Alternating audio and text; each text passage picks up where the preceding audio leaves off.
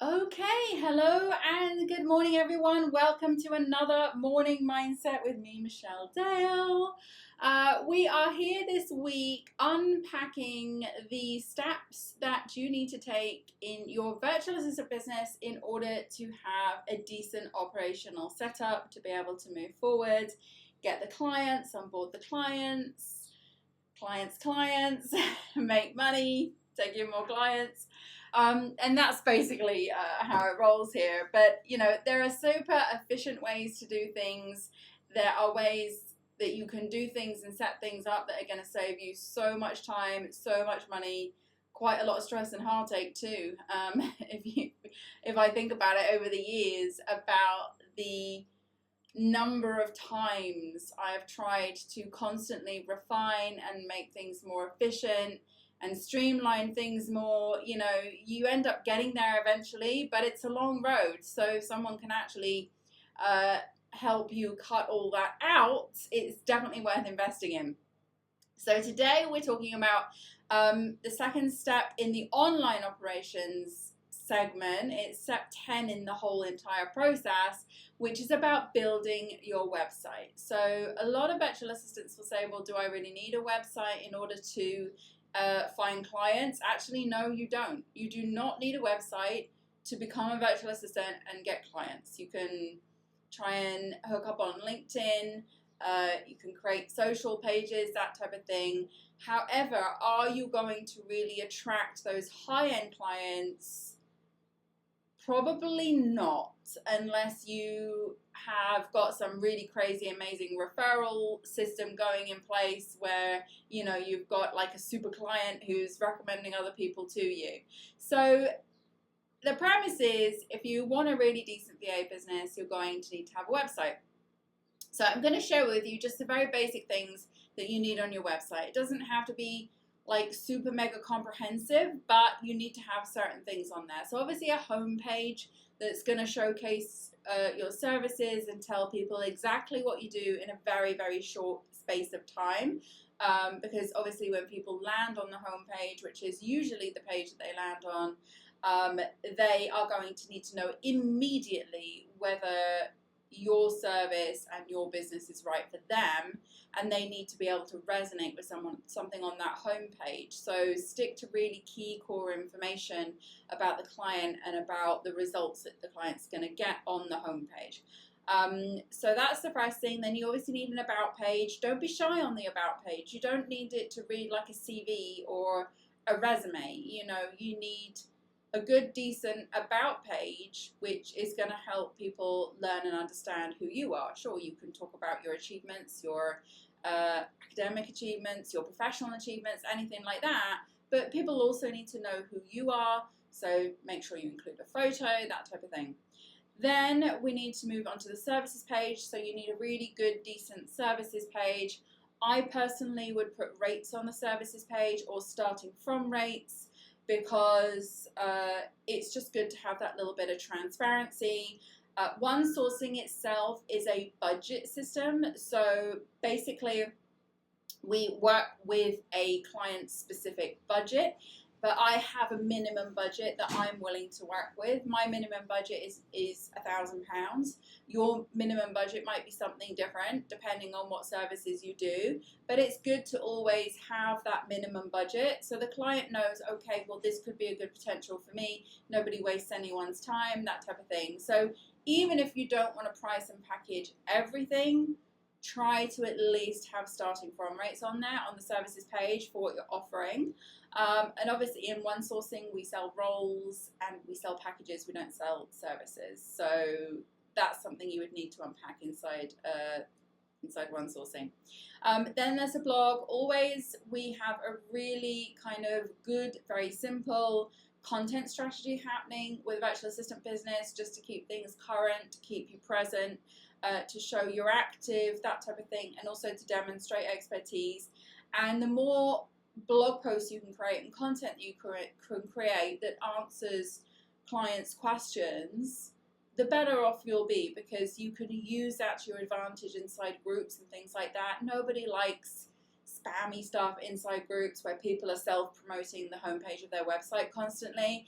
But if you are inside a social group and you happen to have a piece of content or a blog post that fits perfectly with answering somebody's question in the group, I think that's perfectly acceptable to post a blog link or something like that. That's just my opinion. But then also, you know, you've got forums, you've got communities, you might be part of programs where all the members of the program are your potential client base. So it's always really good to have a content strategy, and obviously you need a blog in order to make sure you bring people back to your website. And then obviously a contact page with all your key information and key contact details on there as well. Pepper testimonials in throughout all these pages if you would like to, if you have them. And then you're going to need what I would consider two really core lead captures, which would be a free consultation and also a free sign up to a free guide or something like that. So I have literally built everything inside OneSourcing to help you get along with this. I have created the entire website. I have pre-populated the entire website with everything you're going to need. I have built all your lead captures. I have done everything. You simply have to say, wave your magic wand, Michelle, and I need this website, and you will get it. So all of that is coming up on Saturday inside OneSourcing operations. Remember, this is just a small part of it. There's more to come tomorrow and also Wednesday this week as well. So super excited about that. Now we are going to head into our morning mindset. So if you've got your journals ready, we're going to do accountability. Non-negotiable, most important part of the day. Remember to focus on your goals, focus on your dreams. Do not be swayed by anything. You need to maintain that clarity and you need to maintain that focus, okay? And if you want, like I've talked about, any of the steps that we've been talking about inside Morning Mindset over the last few weeks, and you want to get the full package of all the steps, all you have to do is go to virtualmissfriday.com/OneSourcing if you want to check out the program, and virtualmissfriday.com/level up if you want the free guide to all steps inside this program. Okay, thank you very much, ladies. It was good to see you here on the call this morning, and we will now start our accountability. Have a wonderful day ahead. Before we begin, don't forget you can join me live online inside Virtual Co-working Space at www.virtualmissfriday.com/VCS. If you enjoy this session, give it a like.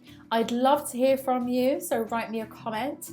And so you don't miss any updates, don't forget to subscribe. Let's begin. So now we're going to look for the positive with our gratitude. First, we'll spend 1 minute thinking of the day before, thinking of all the things that happened, reflecting on work, interactions, relationships, memorable moments, and more. Now you'll write one thing down minimum that you're grateful for. You can, of course, write down more. Something good, something that went right, a small moment or a big win. The more you search for things to be grateful for, the more you will experience things to be grateful for.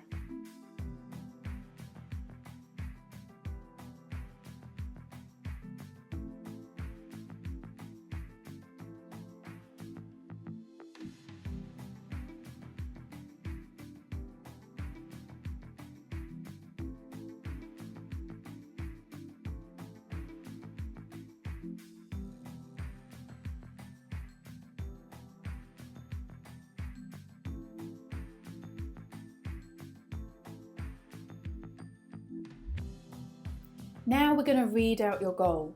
Make sure your goal is written down in a journal or somewhere you can easily access it.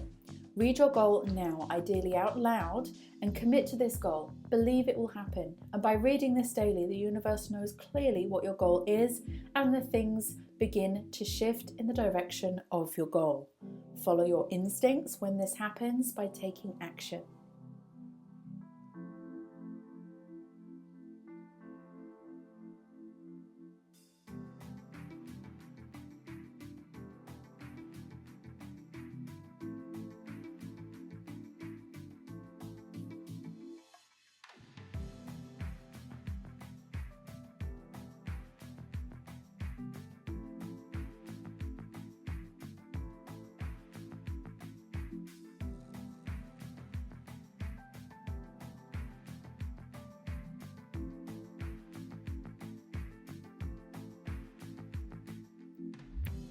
Now you need to see your goal in visualization. Spend this minute thinking about the goal in your mind. See yourself taking steps towards the goal, or even better still, see yourself having already achieved the goal. Close your eyes and go there. Step into the feeling, step into the place, step into the accomplishment.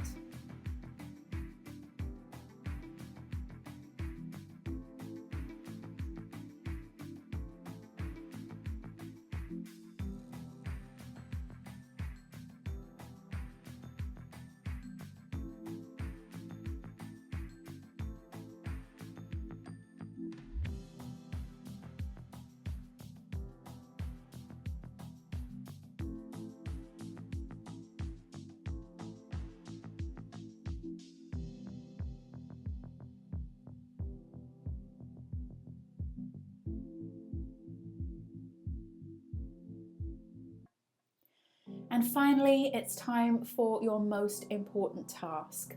Set this task for today and make it relating to your goal. This could be something small like sending an email, recording a video, or making a phone call, or it could be bigger. Either way, one task a day is one step forward, and those steps will add up. Do what you can from where you are now. Set the intention, and the action will carry you towards your goal.